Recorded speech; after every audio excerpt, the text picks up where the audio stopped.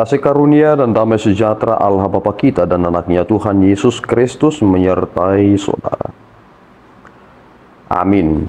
Shalom saudaraku yang terkasih, di dalam nama Tuhan Yesus Kristus senang bisa menyapa saudara di tempat saudara berada hari ini dalam dimensi yang berbeda, tetapi dalam dunia yang sama. Sebagai insan yang diciptakan untuk Tuhan, sebelum melakukan rangkaian aktivitas kita pada hari ini, marilah kita mengawalinya dengan memuliakan Tuhan lewat pujian kita dan mendengarkan firman Tuhan.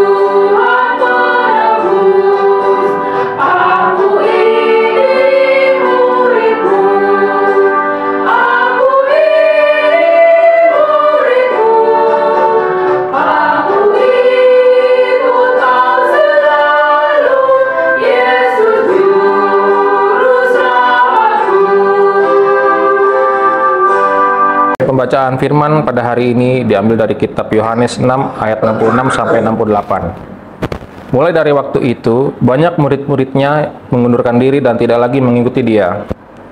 Maka kata Yesus kepada ke-12 muridnya, "Apakah kamu tidak mau pergi juga?" Jawab Simon Petrus kepadanya, "Tuhan, kepada siapakah kami akan pergi? Perkataanmu adalah perkataan hidup yang kekal." Demikian firman Tuhan. Saudaraku yang terkasih di dalam nama Tuhan Yesus Kristus, tentu ada ucapan yang disampaikan oleh Yesus Kristus yang ternyata disalahpahami oleh murid-murid Tuhan Yesus Kristus. Kita melihat bahwa ada murid-murid Tuhan Yesus dalam cakupan 12 dan juga cakupan 70. Yang dikatakan dalam teks ini, murid-murid yang mengundurkan diri di Galilea bukan bagian dari yang 12 rasul itu, tetapi adalah bagian dari muridnya yang lain. Tentu Yesus Kristus memiliki banyak sekali murid. Tetapi kini kita menyadari satu hal, bahwa ternyata orang-orang yang tidak memahami Allah sepenuhnya, pada akhirnya mereka akan kehilangan arah mereka. Mereka hanya akan memposisikan diri mereka sebagai sesuatu hal yang absolut. Perasaan mereka bermain di sana, bukan iman mereka.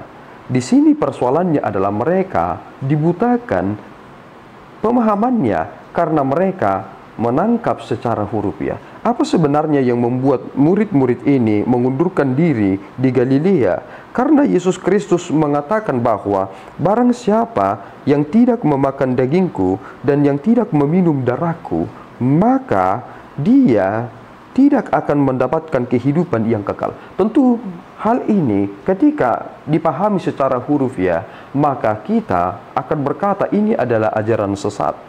Tetapi Yesus Kristus ingin merujuk tentang apa yang akan terjadi.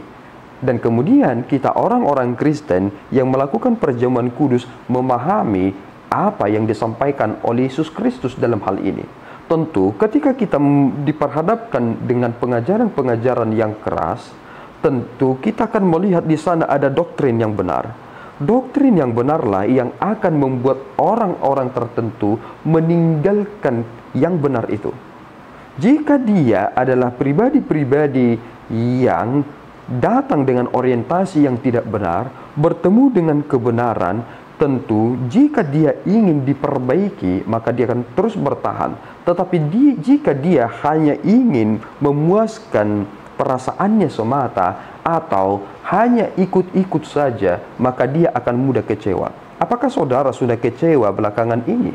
Jika saudara kecewa dengan itu semua, apakah saudara akan meninggalkan Yesus? Tentu kekecewaan saudara ketika meninggalkan Yesus adalah menunjukkan bahwa kekecewaan saudara melebihi daripada iman saudara. Jika saudara memiliki kekecewaan, tentu saudara harus memikirkan mengapa saya harus menghadapi ini. Dan karena kita adalah orang yang beriman, tak pernah kebetulan Tetapi itu malahan bagian dari cara Tuhan semakin memurnikan kita. Di sanalah pengertian yang sangat penting. Tetapi jika kita bukan orang yang memiliki iman yang benar, maka kita akan mudah frustrasi dan menyalahkan keadaan-keadaan. Kini kita melihat ucapan dari Rasul Petrus yang luar biasa dalam pengakuannya ketika mulai banyak murid-murid Yesus Kristus mengundurkan diri dan tidak lagi mengikut dia. Simon Petrus mengatakan bahwa, "Tuhan, kepada siapakah kami akan pergi? Perkataanmu adalah perkataan hidup yang kekal." Disinilah cara memahami firman Tuhan yang benar. Perkataanmu adalah perkataan hidup yang kekal. Yesus ketika mengatakan kata-kata, itu adalah kata-kata yang akan memberikan kehidupan, bukan kematian. Tetapi orang-orang yang hanya ikut-ikut saja, mereka mengatakan ini tidak masuk akal. Saudaraku yang terkasih, untuk memahami tentang kebenaran, kita terkadang harus dibenturkan tentang paradoksal-paradoksal. Kita akan membandingkan ini dan lain sebagainya. Kemudian ketika kita bijak dalam hal membanding-bandingkan dan lain sebagainya, kita akan mendapatkan sesuatu hal yang berharga di sana. Tetapi jika kita adalah orang yang tidak mau mempelajari banyak hal, kita tidak akan mendapatkan manakah doktrin yang sesungguhnya dan yang original. Kita sekarang diperhadapkan dengan banyaknya pemahaman-pemahaman. Kita terlalu bebas mendengarkan apa kata orang. Kita boleh mengikuti mereka di channel YouTube dan lain sebagainya. Tetapi pertanyaannya saudaraku, apakah saudara menguji segala sesuatu yang saudara dengarkan? Karena ada roh yang bekerja di sana. Padahal dikatakan, ujilah segala roh. Mengapa demikian? Jika roh itu telah mempengaruhi saudara, maka saudara akan mampu dikuasainya dan saudara akan kehilangan arah terkait tentang iman yang benar. Kita jangan sampai seperti murid-murid yang meninggalkan Yesus Kristus karena mereka salah memahami, menjadikan mereka salah beriman. Iman itu adalah hal yang mengubahkan seseorang, bukan hanya mengubahkan hatinya atau mengubahkan arah kemana dia akan percaya, tetapi akan mengubahkan pikiran. Dan iman itu mengikat pikiran tersebut karena iman tidak boleh berseberangan dengan kebenaran. Dan Yesus Kristus menunjukkan kebenaran itu, bahwa sebenarnya Yesus ingin berkata satu hal terkait tentang ada di antara mereka yang tidak akan pernah percaya kepada Yesus meskipun bersama-sama dengan Yesus Kristus. Tentu ada yang pergi, tetapi dalam tradisi gereja ternyata mereka yang mengundurkan diri tersebut kembali di zaman Petrus dan juga kembali di zaman Paulus. Tetapi satu yang memutuskan dirinya untuk bunuh diri, dia tidak pernah kembali kepada Yesus Kristus. Jangan sampai saudaraku, saudara bersama dengan Yesus Kristus, tetapi saudara gagal percaya. Kita harus percaya dan kita harus dipengaruhi dan kita harus menjadi pelajar yang terpelajar. Tuhan Yesus memberkati kita, berdoa. Ya Tuhan, kami bersyukur atas berkat-Mu. Terima kasih Bapa atas anugerah yang boleh kami terima dalam kesempatan yang baik ini. Engkau telah menunjukkan betapa rapuhnya kami, sulitnya kami memahami kebenaran-Mu yang begitu dalam itu. Akal pikiran kami yang terbatas ini hanya mampu menjangkau permukaan, tetapi sulit untuk menjangkau kedalaman pikiran Tuhan. Ampuni kami Tuhan, karena kami sering sekali gagal untuk memahaminya. Berilah kami Roh Kudus-Mu, supaya kami dapat hidup dalam kebenaran yang sangat-sangat penting itu, dan tak terbantahkan. Terpuji Engkau.